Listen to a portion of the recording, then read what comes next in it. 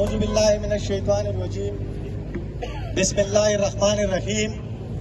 د ټول نو مخکې خو زه د رسالپور د عوامو ډېر زیات مشکور یم.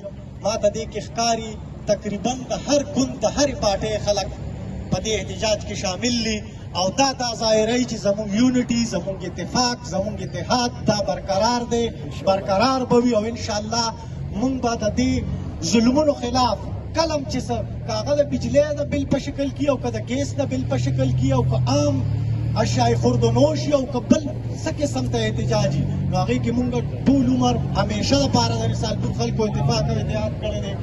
زه صرف دا یو فدا خان خبره وکړه، وایي د دوی چې د چا 15 لاک روپۍ تنخوا ده نو د هغه بجلي فری ده، خو دی ورسره یو نه وایي چې څوک دیاړي کوي نو د هغه به د بجلۍ بل ورکوي، هغه به د کور کرایي ورکوي، هغه به د ګیس بل ورکوي. دا د چا غلطي ده؟ دا هم زمونږ د دې عوامو غلطي ده. کله چې زمونږ د عوام خپلو کې رابیدار شو او خپل حق یې وپېژندو او د خپل حقوقو خلاف د خپلو حقوقو حق دپاره راووتو نو انشاءالله تعالی حکومت څه شي پکې حکومتونه بیا د هغوی مخه نشي نیوی انشاءالله. مونږ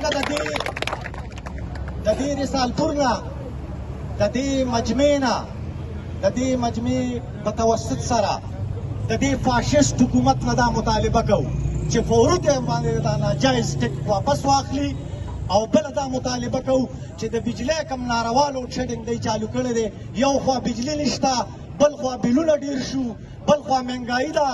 اخر د دې پاکستان عوام تاسو د حکمرانانو سره څه داسې زیاتې کړی دی؟ تاسو خو ټول عمر د دوی په اوږو باندې مزل کړی دی او د دوی په اوږو سوارې شوي او چې کله په اقتدار کې دا فاشست حکومت راغلی دی نو دوی د عوامو او د پاکستان بیړه غرقه کړې ده.